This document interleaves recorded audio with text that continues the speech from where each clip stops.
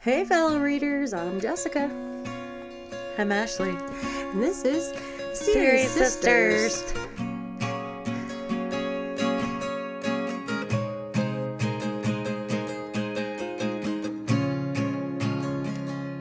How's it going? Good, how are you? I'm fine. Good. Sorry, Mike. Who's Mike? This one. Oh. That one. Let's see. You had your birthday. Yeah. It was great. Why don't you tell us about it? You were there. I was. The family was there. The family. My husband made Survivor games for us to play. Mm-hmm. And there was even an immunity necklace. Mm-hmm. And the games were fun. There was one where you had a wooden round, like a plate guy, and there was PVC pipe underneath it, and you had to balance a styrofoam ball and then add pieces of pipe. I did not do well on that one.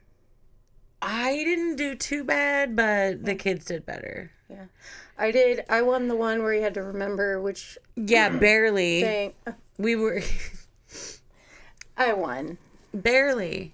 It was I mean, a win is a win, but still.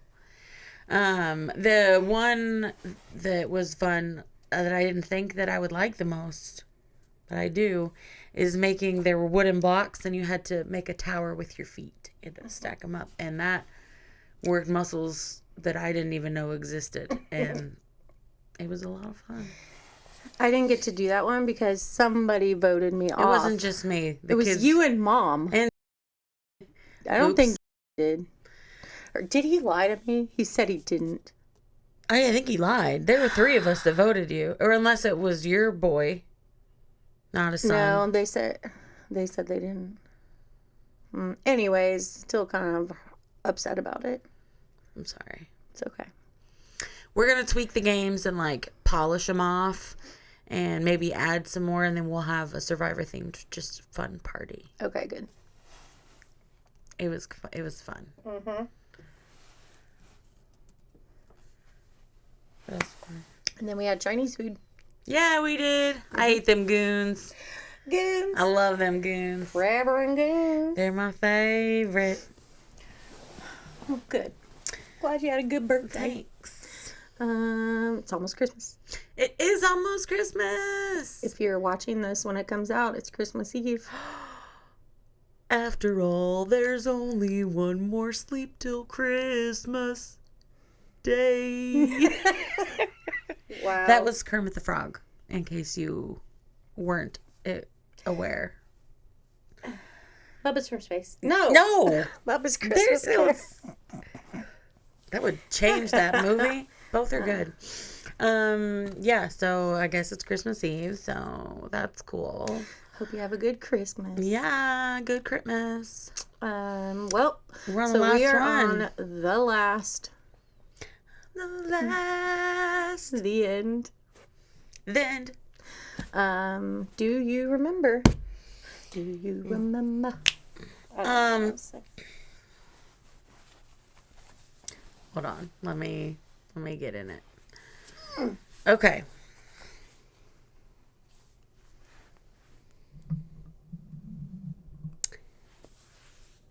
Isla's dead. Yes. Kiri is the new high priestess. Yes. Neve is being a dumbass and cutting her hand and doing blood shit for the opposite team and making things die. Yes. And her and Kiri have been fucking up the Wilderwood. Mm-hmm. And stealing trees. Yeah. Left and right. Just everywhere. They're like, tree! And then Red and Eamon are making out, and then he's like, no, and then they make out, and then the vines come, and there's flowers, and he says, I can't lose control, and then she cries, and they go save that one guy who was shadow infected, and he talks about how the kings are going to get out of there because they got somebody on their side.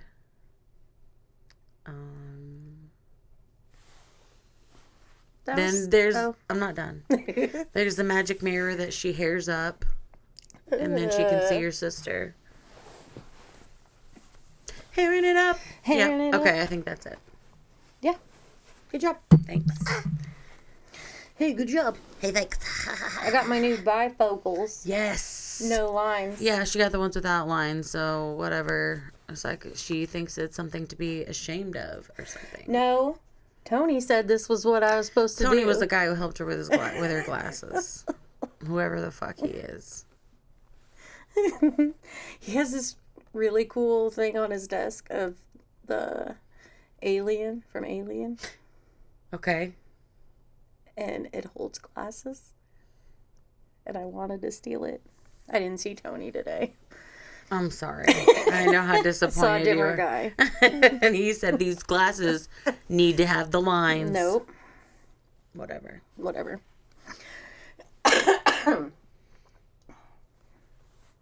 So, yes. Let's see. At the end of the last episode, Red saw through the mirror Neve is responsible for the missing sentinels. So she's going to go back to Valeda. That's right. But she had to get a hold of her magic first. Yes. Hold on it, not a hold of it. Eamon almost let the Wilderwood take him over. So That's she right. stopped it from happening. Then he tried to white fang her. That's right. Okay. So we'll start with Neve. Neve had a fresh cut on her palm, bleeding on the branches pulled at the rest of the tree it had been cut from. Made them fall away from the forest to appear instead in the cavern of the shrine. That's where they are. So that's where they are. In that fancy fucking second room. But they grew strange and inverted, resisting, but they came in. There were at least a dozen now, and if you offered the blood, you received the magic. Neve had resisted taking the power for a long time. Her only objective had been to save Red, but the more she bled for it, the more it tugged at her, shadowed and seductive. What's tugging at her? You were beckoning, I was tugging. Whoa. I'm sorry. She couldn't make Red leave the Wilderwood, but she could wrench power from it. Wrench it out. Wrench. Rafe was waiting outside of Neve's room when she returned. He told her he was worried about her, and that he loved her, and there wasn't anything she could have done that would make him not love her, no matter how terrible. I doubt it. Do you even know what true love is? No. Kind of have an idea. Arick interrupted them, and he and Rafe shared some snippy words with each other, and then Rafe left. Now, Neve decided to ask Arick what exactly happened to her mother. So she's like, hey. I know some shit went down. What happened? And he says, why would you ask that? Because I'm not a fucking idiot, I think Arick. she asked, like, how did my mother die? He's like, why would you ask that? So that was answer enough for her. She should have known. Deep down, she thought she had known. She asked, and the high priestess, her too? He said, yes, Kiri killed them both. So Duh. You were on to it. I was on to that bitch. Yeah. And now we're going to Red. Red woke next to Eamon in their bed. No, there was no funny business. Just some spooning? Just, I guess, maybe. Maybe they spooned, maybe they grazed skin, hand. I don't know. I just touched fingertips. Red ogled him for a while, and then got up and went to the kitchen to make some tea. Lyra joined her in the dining room. She said there were more missing sentinels. Eamon had just healed all of the breaches the night before, the Wilderwood almost taking him over, and now there were more missing sentinels. More. Red returned to their room, and Eamon was awake. She said, I'm leaving today, but I'm coming back. He tried to tell her again that she didn't have to come back, but she interrupted. Stop. We aren't having this discussion again. I'll stop Neve, get her to reverse whatever damage she's done, and then I will be right back here, Wolf, and you'd better be prepared to tell me what I have to do to save you from these damn woods. A short while later, Lyra offered to take Red to the border. Red told her to hold on, and she ran upstairs and grabbed her cloak and left a note on Eamon's desk saying, 3 days, and then I want the bed back. 7 days. Red followed Lyra through the Wilderwood in silence for a few minutes, and then they heard it. Boom. Ooh, deep down. It was another breach opening. They reached the border, and Red told Lyra to look after Eamon, and she said again, 3 days and I'll be back. And then she passed through the border and into actual sunlight. Dun dun. Because remember? Oh yeah, Misty it's Town. Always twilight there. Yep. Behind her, she heard the Wilderwood say, we will wait for your choice, but we'll have him if we must. Fuck you, Red muttered. Good. And then headed toward the road. So, the Wood of the Wilder wants her to choose fucking what? If she wants to stay in there?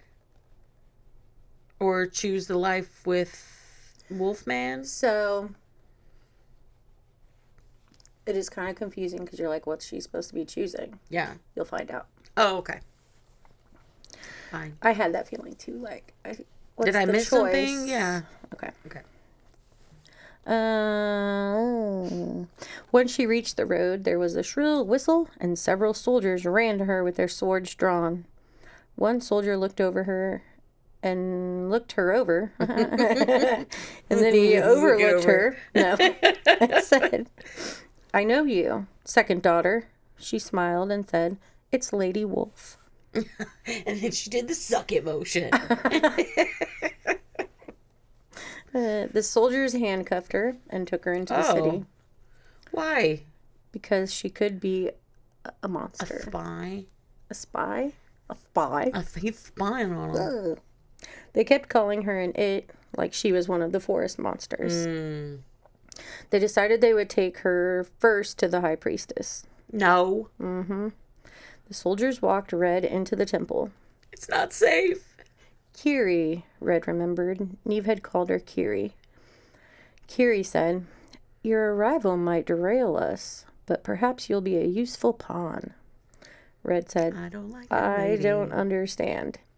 And then Kiri's hand shot up, and an icy cold slammed into Red's body. Red finally figuring it out. Freeing Red would have been cause enough for Neve to weaken the forest, but not the Order. They had to have more of a reason, more of a reward. This cold, awful magic must be it. When the icy onslaught was done, Red was on her knees, blood dripping from her nose. Red said, I just want to see Neve. Kiri said, you'll see the queen when I deem it safe. Red said, I don't understand. I'm here. You weakened the Wilderwood for me. Isn't this what you were working toward? Not her. Kiri said, stupid girl. This is so much bigger than you and your foolish sister. Nevera is beginning to understand. She knows she needs me to disentangle you fully from the Wilderwood. Something could always go wrong. She wouldn't know. Kiri raised her hands again, but then Neve interrupted. Red? She ran to Red, and they hugged. She's there. She's saved. Neve led Red through the castle to Neve's room. They passed a handmaiden, and Neve told her to bring dinner for 3 to Neve's room and tell Arick. Red said she wasn't particularly hungry and asked if they could go to the shrine before dinner. You ain't gonna like it in there. That made Neve stop and stare at her. She said, not now, maybe tomorrow. Red could feel the tension between them, and she wasn't sure how to approach Neve about the Wilderwood. She felt that if she was able to see the shrine and see what Neve was doing, she'd have a better understanding of how to communicate with her to get her to stop. Once in Neve's room, Red tried to get answers without being too obvious. She asked Neve how she did it. How did she weaken the Wilderwood so Red could escape? Neve paused, and instead of answering, she said, it doesn't matter. You're here now. Whatever else we have to do to make sure you're safe, we'll do it. She's gonna notice the stuff on the cloak, isn't she? Red said, I'm not staying. I'm going back to the Wilderwood. I came back because I wanted to see you, because I wanted to know what you were doing, but I want to go back. Eamon, the wolf, his name is Eamon. Neve, so much is different than we thought. Stop, said Neve. She's not going to listen to her. Neve inspected Red's cloak. After a long silence, she said, "What have you done, Red?" Red said, "Nothing I didn't want to." She figured it out. Yup. I'm married. Arick entered the room and gave Red a hug. But Red noticed that his hug didn't feel the same, and he smelled... There was no boner. That's why it didn't feel the same. Mm-hmm. There's always a boner. Always. Ew. And he smelled different than he used to. They all sat at the table, and Red asked if Rafe would be joining them. Neve stiffened and said no. Arick said Rafe returned to Medusa. That's where he's from. Oh. Medusa. That sounds like a douche brand. Medusa douches. Yep. She For couldn't, everyone. She couldn't imagine Rafe abandoning Neve so soon after her coronation. The fact that he was gone made the unease in her stomach crawl up toward her throat. They continued eating and having awkward conversations. The relationships between them had shifted in Red's absence, subtly changed in ways Red couldn't make any sense of. Red said she was tired and asked Neve where she could sleep. Neve told her she had kept Red's room exactly how she left it. Arick stood and said, "Kiri asked that you meet her at the shrine, Neve. I'll accompany you, of course." Red said, "I'd be happy to go to the shrine with you, Neve, so we can spend more time together." Neve said, "No, not right now. I'm sure you're exhausted." Red stood. Let's be a little more obvious. Yeah. Red said, "Tomorrow then," and she went to bed. Red woke the next morning and was told to meet the queen in the gardens when she was ready. The blooming season in Valeda was always short, and things were generally more brown than green by the time autumn approached. But at this time of year, it was strange for the gardens to be almost wholly dead. They walked through the gardens, sucking the life out of them, towards the shrine. Neve grabbed Red's hand and said, "My intention was always to save you. Everything I've done, it was to save you." "Neve, I told you," Red said. "I don't need saving. Eamon is a good man, and he needs me. I understand why you did it, but hurting the Wilderwood hurts you," Neve finished and closed her eyes. "I should have expected this. They tried to warn me the forest wouldn't let you go easily. It doesn't matter whether it's the son or the father. The Wilderwood made the wolves monsters, and now he's tangled you in it too." No. Red said, "All Eamon has done is be bound to the Wilderwood for a bargain he had no part in. If that makes him a monster, what does it make me?" They reached the shrine, and Neve disappeared behind the curtain to the second room. No! Red followed and was shocked by what she saw. The room that used to hold the white shards of the Wilderwood was now a massive cavern. The missing sentinels, inverted and growing in the wrong direction. Rotting roots darkened the ceiling. Deep within Red's chest, her shard of the forest mourned, a soundless scream rattling her bones. Kiri said, "See, I knew it'd be more apparent here in our grove. The Wilderwood is in her still, Nevera, and if you want her back, we'll have to cut it out." Oh, no, ma'am.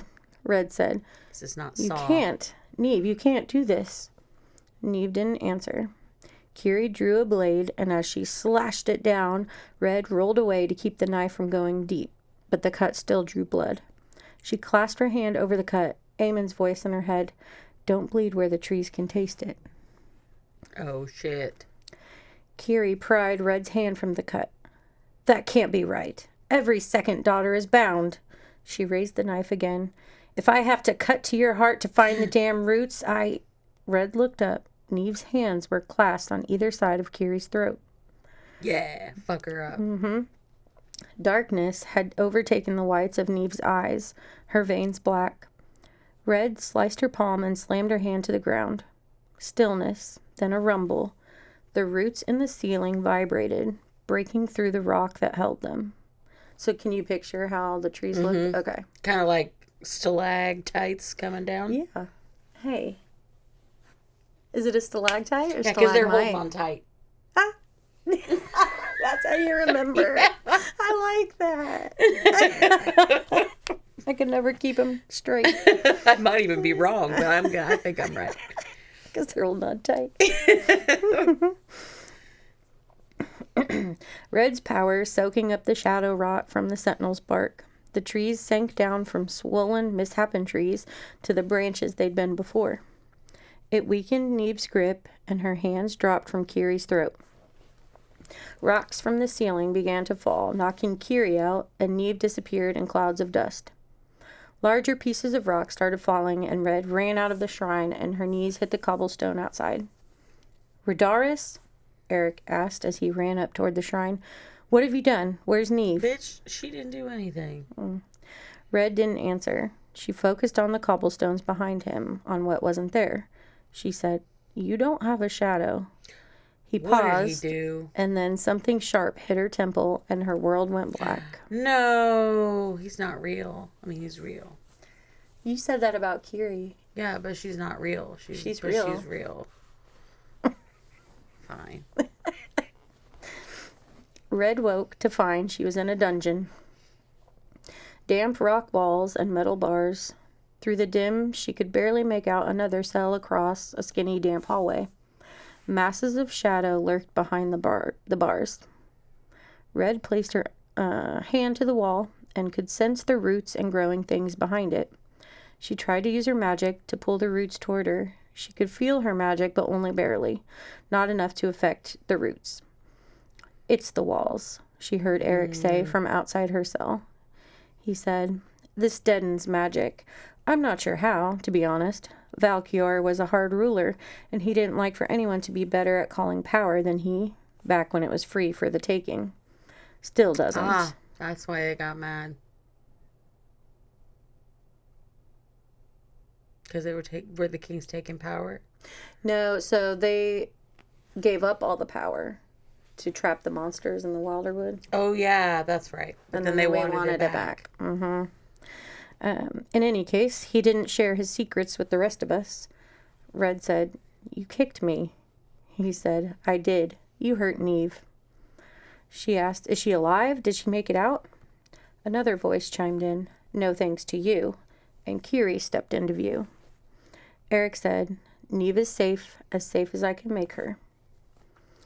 Kiri bragged about weakening the Wilderwood enough that now the kings can return, and her reward will be great. What will it even be? I don't know, but she's excited. So. Well, it's just going to be a hey, thanks. Bitch, get out of here. Thanks. I'm done with you. See you later. Red said, You don't want the kings back. Eamon said, Of course he did. Arick said, rolling his eyes. The boy's just like his father, mistaking foolishness for nobility. I told Kiaran things would end badly when he and Gaia concocted their stupid plan. He never listened either. Red's head hurt too bad to make sense of what Arick was saying and what all this meant. Arick said, You're lucky the boys improved his control. He tried to hold the roots back from the others, but the Wilderwood had its way in the end. You're the first who's had a choice in the matter. You could have left at any time, saved your sister a world of heartbreak. Behind Arick, the shadowy mass in the other cell moved and groaned. Kiri whirled. What is happening? After this little scene, if you have questions, I'll be happy to answer. Okay. Kiri whirled, poised to strike, but Arick held out an open hand.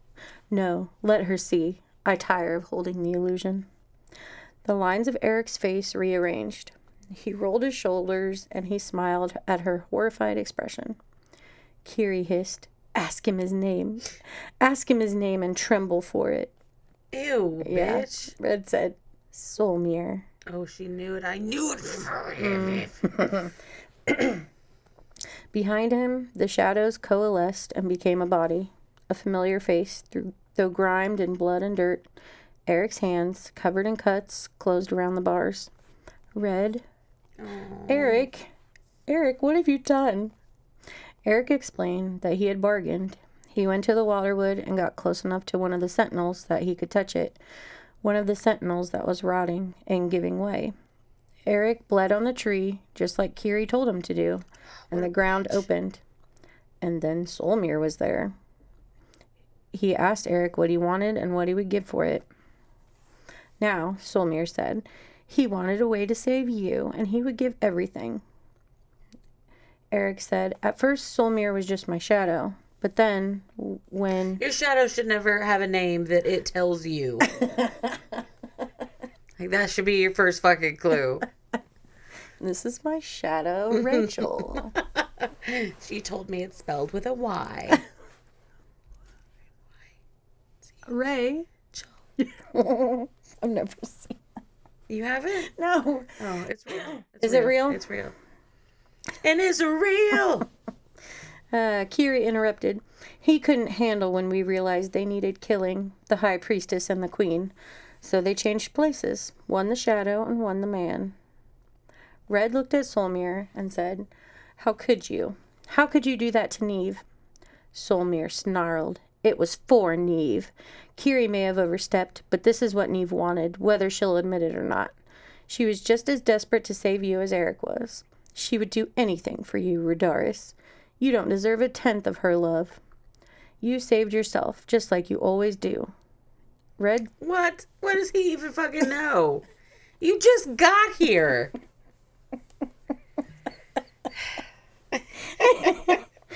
Red said she... All you ever fucking care about. Care about.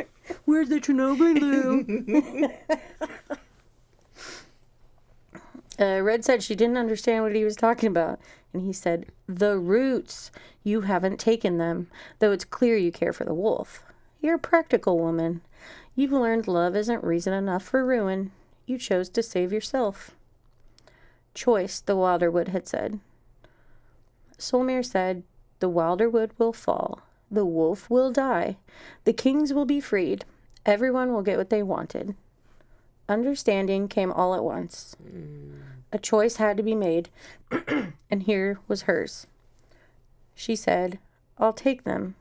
She reopened the wound on her palm and slammed her hand to the floor of her cell, hoping the roots could taste it. I want the roots, she said. I understand what it means, and I want them anyway, because I am for the wolf, and the wolves are for the Wilderwood. The floor... They did it. They said it. They said it. The thing? The title. They said it.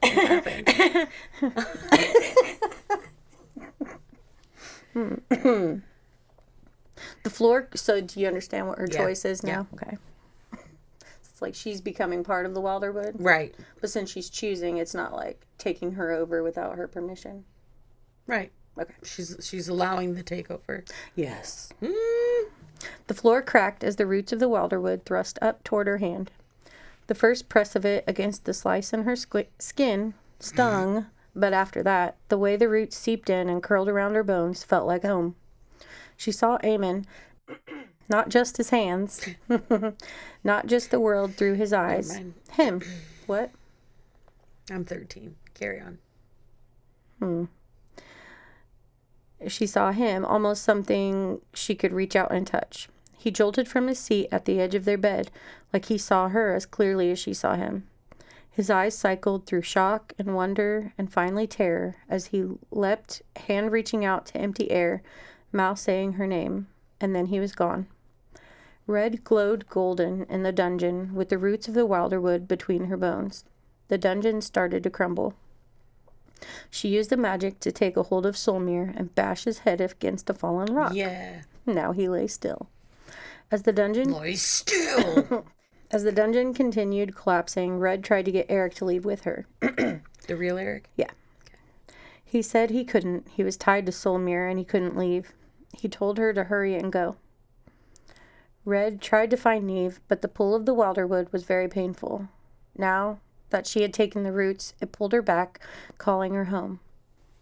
Do you have any questions at this moment? Juncture in my career? Yeah. No. Okay. No, I'm with it. I'm with it. You with it? I'm with it. I'm with it. Mm-hmm. Okay. Getting it in your bifocals? Solmir had said... It's right there. Solmir. Oh, it's not a touch screen. No. It's dusty, though. Solmir had said Neve was safe, and she had to trust he meant it in his own twisted way. I think Solmir has a thing for her. Neve, that's because the way he was talking about her, and I even gathered that from what you said. protecting her. Yeah. And obviously I didn't say a lot of the right. Well, actually in there, the things he does, like he'll put his hand on her leg, and like when she's nervous, like he's like loves her, whatever. You sound like Ursula. She turned and ran back to the Wilderwood. She paused at the border and turned toward Veleda, tear tracks drying on her cheeks. I love you, she thought to Neve, and then she slipped back into the forest. When she had left yesterday, the Wilderwood looked like it was the dead of winter, branches bare, leaves gray on the ground. Now, glimmers of autumn shone gold, seasons moving in reverse. The sentinels speared up from the ground, tall and proud, with no trace of rot around their roots. Got in her. Red, Lyra said, coming to meet her. I thought you said 3 days. Red said, I got homesick. Where's Eamon? Lyra said, waiting for you.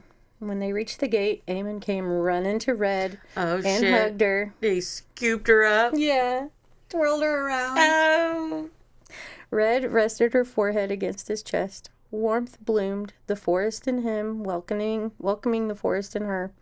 A missing piece fitted into place. What did you do, Red? He asked. What did you do? What have you done? So dramatic. Why would you do this?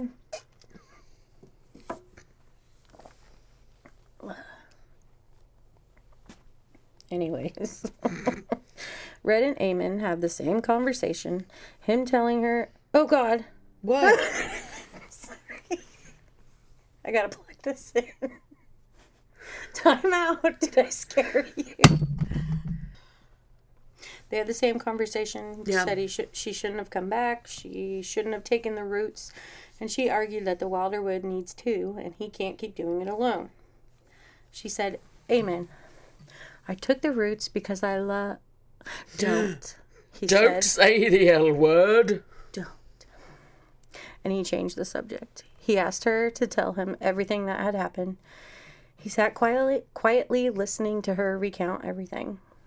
She said, he thought I hadn't taken the roots because I didn't want them. He thought you'd told me everything.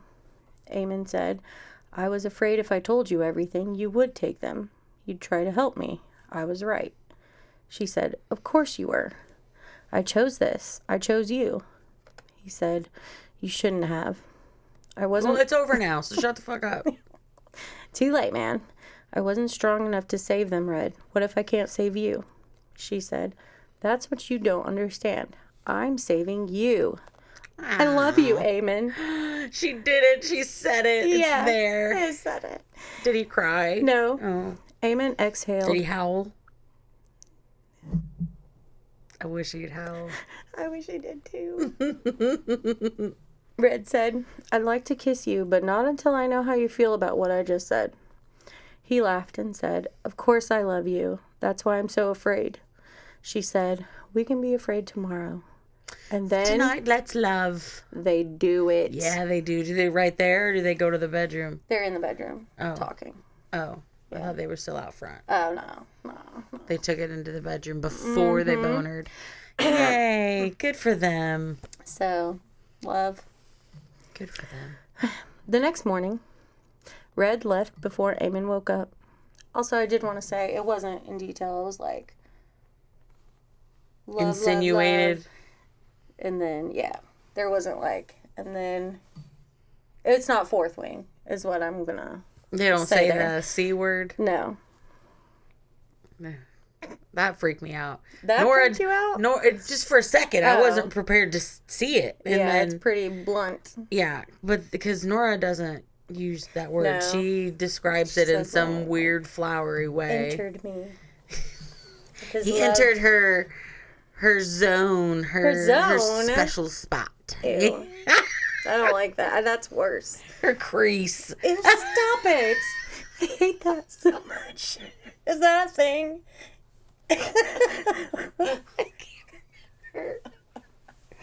Oh, shit. Sorry, everyone. Gross. Anyways, Red left before Eamon woke up. Where'd she go? Sorry. She wanted to give the second daughters a proper burial. Good. Yeah, I thought you would like that. Yeah. She went to the spot where their bones intertwined with roots and trees, and using her magic, sank them into the ground to be at peace. Eamon found her and told her not to go off by herself again. And then Lyra showed up, running and out of breath. She said, Eamon, someone's at the keep. He said his name was Rafe. They ran back to How'd he get in there? I don't think I put this in here, but when she took the roots, the border opened. So people can get in and out? Mm-hmm. Is that good or bad? It's fine. Okay. But I don't it's think not. it's fine. It doesn't apply to everyone. So if you're bound to the woods like Lyra and Five are, they can't leave. Okay. Because they bargained. Okay. But Rafe can come and go now. Rafe grabbed Red and pulled her in for a hug. He said, Did he hurt you? She said, No, of course not. We Eamon said, I'll thank you to keep your hands off my wife. Rafe said, What have you done with Neve? She's gone. Uh-oh. Eamon said, You came all the way to the Wilderwood to make accusations. The queen isn't here. Rafe explained that Neve wasn't in Valeda or Florian, where Arick is from. She was just gone. He looked at Eamon and said, Is she gonna have to get up in the shadow world to save her fucking sister? You're gonna have to just listen to the fucking story. Okay, I'm sorry. Wow. Sorry. Jesus. Carry on. Isn't one sister enough? Rafe, I promise you she isn't here. Tell me what happened. He might have her hidden away. He's the wolf, Red, and no matter what he's told you. Rafe noticed Lyra standing in the doorway and stopped, like he forgot what he was saying. He raised his fist to his forehead. This was a traditional greeting from one Medusan noble to What? Rafe said, Plague breaker. Plague breaker. Oh. You look just like the statue. Lyra returned the greeting and said, I didn't know that story was still told. Red now remembered what Fife had said when she asked him what Lyra had bargained for. Her story is longer and more noble than mine. Rafe said, There are those in Medusa who remember you, who revere you more than the kings. The altar is still there. They leave you gold coins and pray for healing from illness. My father brought some once when I was young. I was sick, and after he prayed, I got better. How did you do it? How did you stop the plague? Lyra said, I bargained. My youngest brother became infected, so I bargained. Bound myself to the Wilderwood in exchange for a cure. Rafe looked around and said, And you live here with the wolf in the Wilderwood. There are worse places to be, she said. And since you're asking, the queen isn't here. So yeah, that's why she's in the woods. So that was, That's sad. she's been in the woods for Forever. a couple hundred years. Yeah. Rafe told them that no one had seen Neve since the incident in the shrine. Even though he said she was safe. Solmir said she was safe. But nobody else has seen her. Red yells at Rafe for leaving Neve in the first place. He said he didn't leave by choice. The order sent him away. He said he rented a room in the city and hid out and tried to keep an eye on her, but that's all he could do. Suddenly, Red had an idea. I know how to find her. Come with me. Show me the beast. Yeah. You know. They gathered around the mirror while Red tied a strand of her hair around the frame. When the vision finally came, it was blurry. Wherever Neve was, it was dark. She lay on her back, unmoving but breathing. Indistinct shapes flickered around her. Red saw a flash of an auburn braid and a white robe, and someone tall with a face like smeared paint. Ew. Kiri and Solmir. He's just smeared. Have you ever seen someone and like from far away it looks like their face is just like blurred out? Smeared? No. Like on TV? No. Oh. Maybe. I don't know. I have. Just so you know, I have. He had saying. something wrong with him when I got up close, so Aw. I'm not making fun of him. But from far away, I was like, why can't I see that guy's face? Can I see this man? As Red concentrated, she could make out the Valadan countryside. Red said, she's alive, in Valada, but near. Her words were choked off, and she dropped to her knees in pain. Eamon followed, clutching his side and grunting with pain. Outside, they heard a low, keening noise, a gathering wind, and a crack of fallen branches. Through clenched teeth, Eamon said, they've taken more sentinels. They're doing it, Red said. Solmir is freeing the rest of the kings from the Shadowland. Can't you feel its pain? The group of them came up with a plan and left the keep. Since Rafe was the only one who could leave the forest, he would go and look for Neve. Red, Eamon, Lyra, and Fife would heal whatever breaches they could while Rafe searched. They reached the border. They all stopped in their tracks, shocked by the scene in front of them. Uh-oh. The border of the Wilderwood was a wasteland, trees scattered and broken, those that still stood contorted into tortured shapes. Pits of rotten earth pockmarked the ground.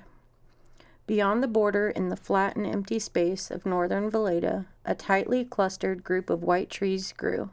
Twisted roots stretched up to the sky, tangling and matting together in an impenetrable ring.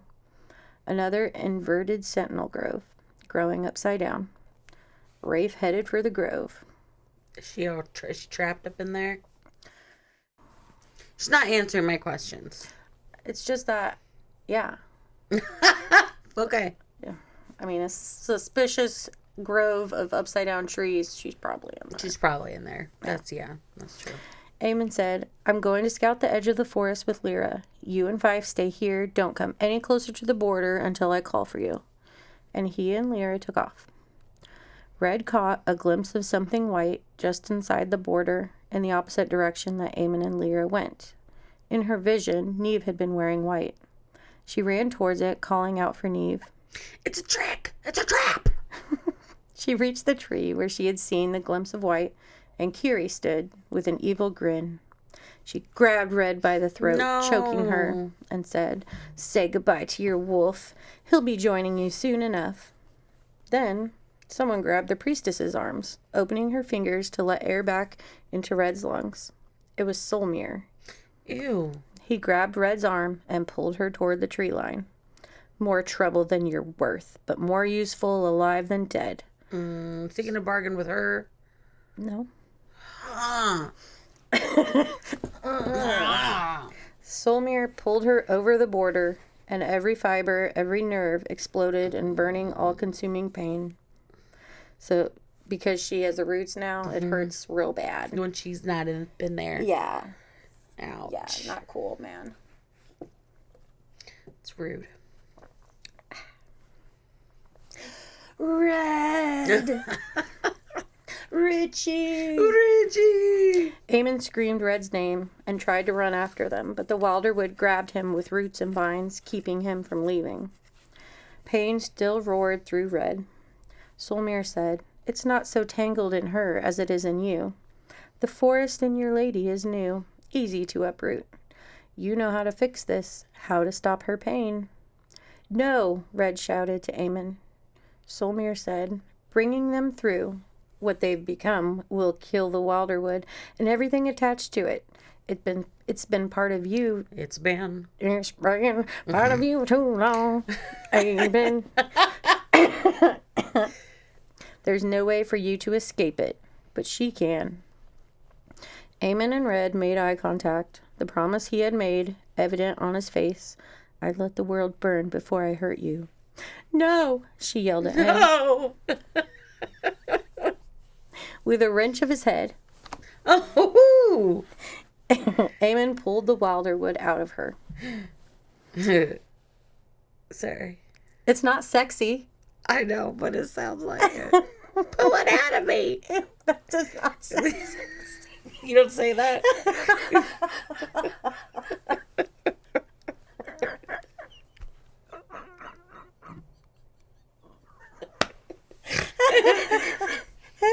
I don't say Do that. you? No. Nobody should say that.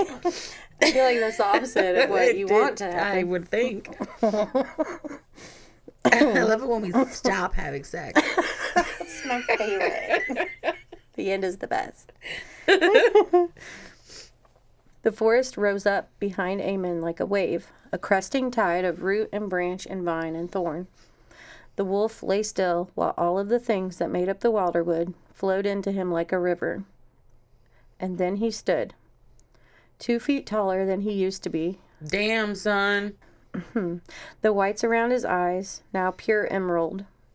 Bark armored his arms, and branches grew from his forehead like antlers. And she's like, ooh! Let me hang something on those. Pull it out of me. Pull it out of me. Oh, shit. The forest had made him a god. He'd given himself up to save her. The forest was just a forest now, and everything that made it the Wilderwood was now in Eamon. And those inhuman eyes held nothing of the man she loved. Shadows burst from the ground around the sentinel grove. They swirled around Solmere. Eamon charged forward with a roar. He and Solmere started to battle. Oh. Shadow monster and forest god. Versus. What did they use? Their fists of fury. Ooh. Yeah. Shadow monster uses fists of fury. Mm-hmm. And then? And that's it. Oh. Maybe Eamon uses his antlers. Oh, yeah. Stab him. Lyra ran toward the fight, trying to help, but Solmere batted her away, sending her flying. She landed on the ground and was still. While Eamon and Solmere are still fighting a big monster fight, the grove is enveloped in shadows. Kiri working on opening the door to free the kings. Red ran... She really fucked everything up. She's a real bitch. Yeah. Yeah, no one likes her. I hope she gets hers, you know? She better. Red ran to the grove. Kiri lunges at her with a dagger, and Red dodges it. And then out of nowhere, Rafe knocks Kiri out with the hilt of his dagger. Yeah. Yeah, she gets knocked out a lot because she's dumb. Yeah, stupid. Stupid And every time idiot. she gets back, she's dumber because she gets hit in the head. What? You're damn right. Yeah.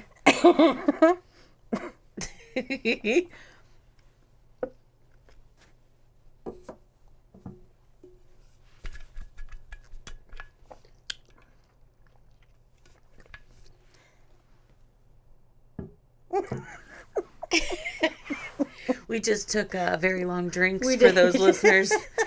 I They're know, I wondering what forget the fuck to explain happened. what we're doing. Red and Rafe continue searching for Neve in the grove. It's bigger. Like, when I imagined it at first, I was thinking, like, 5 trees, so it's, like, bigger than that. So they have to, like, search around for her. Oh, it's real big. Yeah. Okay, I imagine just like a... Yeah, I was just thinking, like, you can see inside of it. Right, No, you walk have up to and search look. around. Okay. They come across a clearing, and in the center is Arick and a coffin made of glass. Neve. Real original Arick. Arick didn't do it. Wait, real Arick? Yeah. Okay. The other guy's Solmere. I know, we're just calling him Okay. that now from Yeah, now on? yeah. Okay. At one point, when you first find out it's not the real Arick, they call him not Arick. Just for a second, and it's funny. Like, not Arick did this. Because you don't know it's Solmere yet. Neve was motionless inside the coffin. Neve's veins were dark and stretched past the boundaries of her skin, Ew. down the sides of the grave slab and into the rotten ground. Rafe said, "She's alive. She's like this, but she's alive." She is like that, but she's there. I'm not sure what we're supposed to do with this. Is this going to be like Bubble Boy? She'll stay in the coffin? With their veins all out. That seems like really dangerous for her. Your veins should not be out of your body. Be out of your body. Outside the grove, Eamon and Solmere continue battling. Soon, Oh, they're still battling. yeah, they battle for a long time.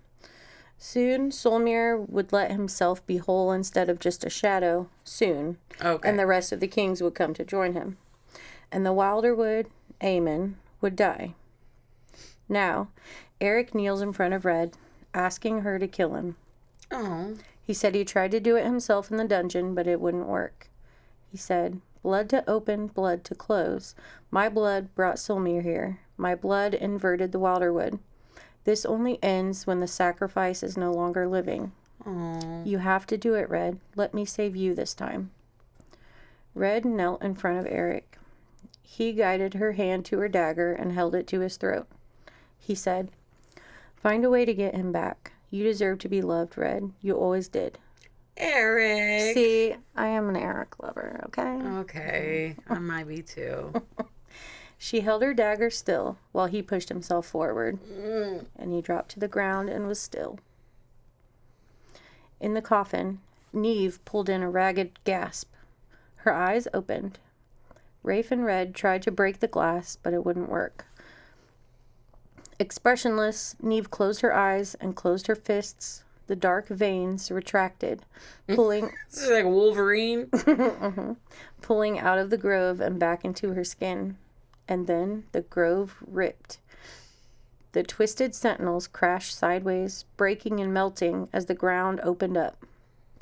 Red and Rafe tried in vain to shove Neve's coffin out of the way to keep it from sinking. The coffin sank into the dark earth like it was quicksand. Rafe drug Red out of the grove. With a shuddering boom, the grove was gone. Solmir was gone. The door was closed, and Neve was on the wrong side. But the kings didn't come out, did they? Correct. They did not come out because Arick killed himself. Well, died. So Solmir was going to take over Eric's body. Mm-hmm. And that's how he was going to be. Oh, but he hadn't back. fully.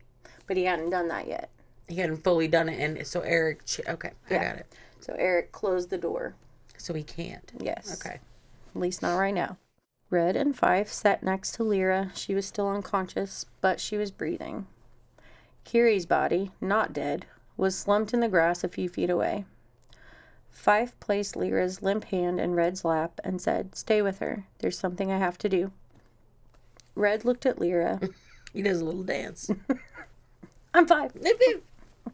No, he's upset. I'm sorry. He loves Lyra. It's too soon. I apologize. Red looked at Lyra, her sleeve pushed up where Fife had checked for Lyra's mark. Her skin was unblemished.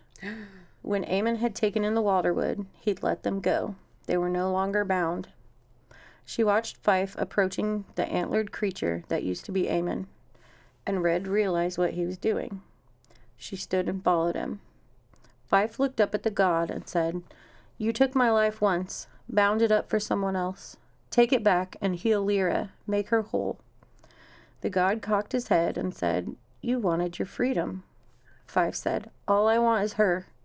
The god placed his hand on Fife's arm, and after a moment, Fife's mark returned, and Lyra sat up gasping. Red approached the god, looking up at him. He said, Radaris? Like something forgotten, like he was straining to remember. She said, I've come to bargain with the Wilderwood. What is it you wish? He asked. She knew she couldn't wish to save Neve. The Wilderwood had limitations, and it couldn't just pull someone from the Shadowlands. But she... Otherwise, they would have done that shit a long time ago. But she could save Eamon, and maybe together they could save Neve. Give him back to me, she whispered. And what are you prepared to give? To bargain for a life requires binding. Red grabbed his hand and placed it on her heart. Bind me again. I love you, Eamon. Oh. A rush of golden light poured from Eamon's fingers. The network of the Wilderwood split itself neatly in two, roots stretching through her veins, blooming along her spine. Half a forest in her bones. She opened her eyes and met Eamon's. He was still taller than before. Bark still sheathed his forearms, a thin halo of green around his amber irises, and two tiny points poked through his dark hair. Oh, little nubbies. But those eyes knew her, and when she met his mouth with hers, it knew her too. I bet it did. Red said... Did she rub his nubs? Yeah, she's about to. I was like, are you going to tell me about it? No. But remember when we first met, you told me you didn't have horns. She reached up and tapped the small points that pressed through his hair. He laughed and said, "Let's go home."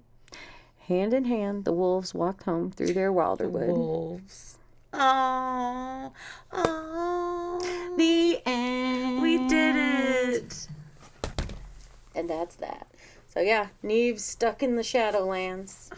So I assume the second book is about that. Getting her out. Mm-hmm. Cool. Okay. That was really good. Mm-hmm. My son, when he was little, and we would finish a book, he, instead of saying the end, he thought we were saying the letters B N. So he would finish, he would pretend to read his book, close it, and say B N. I don't remember that. That's so cute. It was so cute. Anyway, I just thought of that. Yeah, I'm sure there's more in there. Mm-hmm. Yeah, you guys should read it. I had to leave so much out because I don't have that much time. I gotta plus just tell you a little Christmas bit of the story. and like we're real busy right now. Oh. You didn't have time. Oh. I was like, what does Christmas have to do with reading? Whatever. Read the book. Okay? Moral of the story. Read the fucking book. Read the book. Cool. Yep. Okay. Well, hey, we're starting your book next week. So what's It's A Darker Shade of Magic. Darker Shade of Magic. By V.E. Schwab. Yeah. Favorite. Also, I want to clear something up. A long time ago, not a long time ago, it might have been the last drawing when I picked this book. We said that you needed to read a book called The Secret Life of Addie LaRue. Now, I said the title wrong because it's The Invisible Life, and it's been eating at me of Addie LaRue. I know.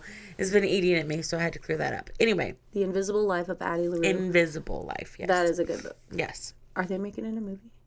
Why do I feel like I read that somewhere? I feel like I read that somewhere, too. I'll look into that. Okay. No, so this one's called A Darker Shade of Magic. It follows Kell, K-E-L-L. Mm-hmm. He is... No, Keenan's not there, and neither is any orange soda. I was going to ask if it was Kale, K-A-L-E. No, because I'm not a fucking idiot. It's Kell, K-E-L-L. He is what's called an Antari, which means he can travel through worlds. So he goes from London to London. There's White London, Grey London, and Red London. He has a cool coat that we'll discuss. It's got lots of sides. He tends to smuggle things, so you're not supposed to send anything but letters between the royalty through the doors, because that's his job, is to take letters from the queen of this London to the king of this London, so they can keep the correspondence. Yes. Okay. But you're not supposed to take items? Correct. Oh, man, that's going to be good. And He's somehow... a smuggler like Han Solo? Yes, but not as flashy. It sounds like he's pretty damn flashy with different colored coats, but... Nobody knows that he's got all these. Anyway, don't get me on the side. All right. Anywho, he somehow ends up smuggling this item. And it's a bad item. And he and Delilah Bard, who you'll like, they team up and try to get rid of the item. And shit happens, and it's real good. How many books in that series? 3. Trilogy. Yeah. Okay. It should only be a 4-parter, but we'll see. Jessica. Cut it. This woman is like, cut it out, is a big world builder. Yeah. And like the first half of the book is just basically you learning the different Londons and the rules and of his magic and things. Okay. So, okay. Get excited. Well, I am excited. I'm ready. I'm ready to tell you this story.